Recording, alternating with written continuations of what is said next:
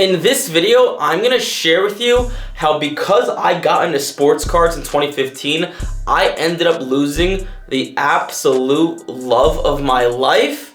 And the reason I'm sharing this story is so you guys do not make the same tragic mistake that I did, because it has haunted me for up to 8 years now. So let's get into the story, what happened, how I got caught cheating, and let's get down into it. So 2015 was the year that I got into sports cards. The way I got into it was a friend from the other high school in my town. I found out he bought his own car with $30,000, and I asked him, how did you do this? And he told me I buy and sell sports cards. So 2015 of about August is when I got into it. Now at this time, I was actually dating the girlfriend who I'm speaking about. And because back in the day, sports cards, when you said the word sports cards, people thought, sports cards, isn't that the thing, you put on your bikes and, not something that's able to make money. Now, after the pandemic, all these alternative assets like crypto, sports cards, comic books have rose a lot, and now it's kind of cool. But back then it wasn't. So I kept it to myself. The only people I actually told that I was getting into sports cards was my parents, because I was just fearful that I was going to get made fun of, and I really liked doing it, and I was kind of obsessed with it, to be honest with you. So I never told anyone, didn't even tell my girlfriend. So I went off to college in September of 2015, about a month or two after getting into sports cards. Now, the college I went to was University at Albany. That's where I went my freshman year. Then I ended up transferring to Rutgers, but I went to Albany. So Albany is in the middle of New York, kind of northern New York. My girlfriend, who was a year older than me, went to college in southern New Jersey. So we were about 3 hours apart from each other. And when I got to college, I just became absolutely obsessed. I've never had my own personal space, my own thinking. I was able to think very thoroughly, and I just went crazy into sports cards, and I kind of became obsessive, and I became really obsessed with making money. Now, granted, I was making a couple $1,000s a month on a good month, but I became obsessed. Just I've always had this insecurity about going broke and never having enough money, so I was just always constantly grinding and making money. And as you guys who have been to college know, going to college freshman year, especially living away, is a big adjustment, right? Now you're getting your own meals, you're on your own, you have to get things yourself. So combine that with starting a business, and I was really not paying attention to my girlfriend. Now, I would like to say, besides this, I absolutely adored her and loved her. She had a great family, she cooked, she was absolutely amazing to me. However, because I just thought to myself it was so ridiculous that this girl would ever leave me, I could not talk to her as much for a couple months and she'll be okay with it. Because I was really into sports cards, I started going out, partying, I made a lot of good friends there, and I was kind of living that college life. Even though I was only 18, I knew though, I truly loved this girl. So freshman year, first semester goes on, I'm really not talking to her that much. My communication skills are bad. I'm spending a lot of my time on Facebook, going to card shows, communicating with people. I spent a little bit of time at the card shop. There was a pretty good, cool card shop in Albany. I spent time doing deals with the owner, and I was really not spending much time with her. And we went into winter break, so I came home winter break in December of 2015, and we had a talk, and she was like, I feel like you're ignoring me, what's up? And I was like, I'm sorry, I was just getting adjusted, yada, yada, yada. I didn't really tell her the actual reason with sports cards, because I was just afraid she wouldn't understand that I really loved it, I really had a passion for it, and I really wanted to make money doing it. So we have that talk. Winter break goes well because we're living in the same town, and I go off to college in January of 2016 now. And the same thing ends up happening. I end up going out, partying, making money with sports cards, really living that college lifestyle. I believe it was February of 2016, she ends up breaking up with me. And it was so beyond my thoughts that this could ever happen. I was just so depressed, and it was horrible. I didn't have an appetite for weeks, and she accused me of, getting with other girls and going out. She said to me that, the only reason that anyone goes out and parties this much and doesn't really communicate with their girlfriend is because they're hooking up with other girls. And unfortunately, she was kind of right, even though at the time I never admitted it. So if she's watching this, I'm sorry. My apologies. And then spring break came, and I thought, let me go away on vacation. Let me go to Myrtle Beach with my friend who actually works for me now. And we went to Myrtle Beach, and just nothing happened. I was depressed, and long story short, I didn't stop thinking about it. This is no joke. For almost 2.5 years, I counted. Every single day, she's like all I thought about. Obviously, I was able to function, go to school, work out, all that stuff. But like, it left me in a crazy mode of depression. And it was funny because I never hit her up.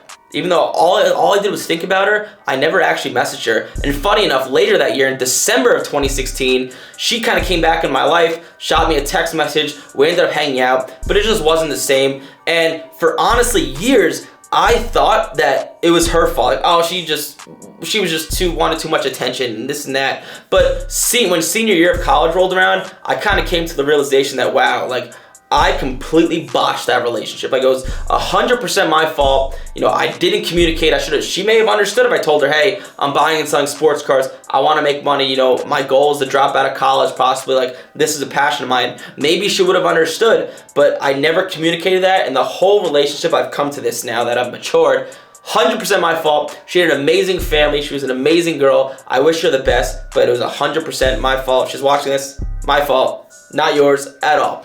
So 2 years, didn't stop thinking about her. Now, the good that came out of this, there was some good that came out of this. So when we broke up, that next day, I remember, I didn't really have an appetite. I went to the gym, and I was never more motivated. I had like this thing in my head that, the way I'm gonna get over this is by making money, and I pushed like crazy. Like, I was just all day on my computer, talking with people, really pushing now to make money. And this motivation, I still have it to this day. I cannot explain it. I thought like the way I was gonna get over this was by making money, which is just absolutely false, because I still, as I'm talking, not over it. And I wasn't over it for 2.5 years as I thought about her every single day. But the good that did come out of that is it pushed me to a different level of motivation. And I ended up really making good money with sports cards, getting into digital marketing and growing the 7-figure business of Major League Profits that you guys see today, and you guys may have seen my advertisements. However, that is probably the only good that came out of it, but I probably would have been motivated even if she was my girlfriend as well, I would like to think. Maybe I'm just telling myself this because I'm just trying to think of some good that came out of something really bad. Now, the bad that came out of this is, so I'm 25 now, and when we broke up, I was about to turn 19, but I was 18 at the time. This is no joke. I have not connected with one girl since we broke up. Maybe that's I have commitment issues. Maybe that's I compare every single girl to her. I'm not sure, but it's not that I haven't dated. It's not that I haven't had a girlfriend. I haven't connected with one girl since. I'll be completely transparent with you guys. I have not been on 3 dates with one single girl in 7 years since we broke up. Now that I'm saying it out loud, it's probably because of the catastrophic things that happened in my mind. It was just a normal breakup, but I love the girl so much. So that was some of the bad, and some lessons that I really learned. And hopefully the reason I'm telling you guys this is so you guys don't make the same silly mistakes that I made. You don't let money control your life, because relationships are so much more important than money. It's not even close. Like, money is a way to supplement your life and make it a little bit easier. But I can tell you, when I was 18, I had more money than anybody my age at the time. Not a lot of money relative to, an adult, but a lot of money for being 18. And I was miserable. I was depressed. I was making money and everyone on the outside saw me traveling the card shows, buying some extra things, having a decent car and stuff. But all I couldn't stop thinking about was my ex-girlfriend.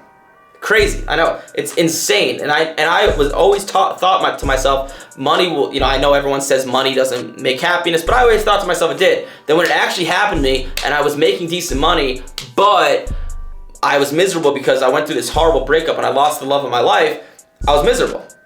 So some lessons just that hopefully you guys getting into business, don't ignore your loved ones. Don't ignore the people that are important in your life, because money does not buy happiness. If you have money without relationships, you are screwed. I'm telling you, it doesn't do anything for you. Now I can genuinely say I am very happy now. I live with my business partner. He's a great friend of mine. I have great friends. I'm able to do some really great things. But for years, I was miserable, okay? And I had a lot of money. Take it from me.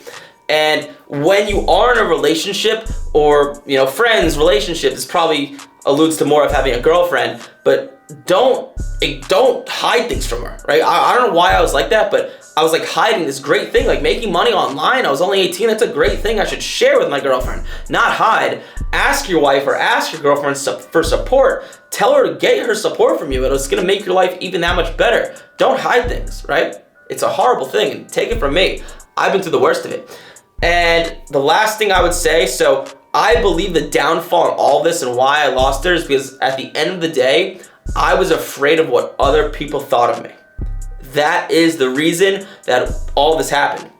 Because I was afraid of people making fun of me because I was buying and selling sports cards. The only people that really told was my roommate in college. He knew because he saw it. He was a sports guy though. And my parents, they thought I was crazy, but I had to tell them anyways because I saw all these packages coming to the house randomly. But I was honestly afraid of telling my girlfriend, and then she would tell her family, and then friends in my town would find out. Like, that is the actual reason why I think all this happened. But don't be afraid of what other people think, right? I tell people this all the time. If you want to live an out of the ordinary life, and let's say you want to work from your laptop and travel on vacation and have more money than the average person, you have to do out of the ordinary things. And getting into sports cards in 2015 was something out of the ordinary, right? If you're just going to go to work, get a job, do the same thing every day, wake up at 8 a.m., go to your job, commute, come home, eat dinner, watch Netflix, and you repeat that routine, that's what a lot of people do. And you will never live an out of the ordinary life because that's an ordinary lifestyle. You have to take out of the ordinary risks and go outside of the box, right? So you shouldn't be afraid of what other people think, because if people are making fun of you and people are kicking you down and telling you you're crazy, that's a sign that you're giving yourself a chance to live a great life and achieve the things you want to achieve. Just think about that for a second. It took me a long time to understand that. But hopefully you guys enjoyed this video and you don't let money control your life, and you don't have it be the reason you lose a loved one like me. Take my mistakes, don't make it your own. Like, comment, subscribe, watch the video below. Hopefully you guys enjoyed this content. I have a bunch more that coming out that's really, really good. I'll see you in the next video.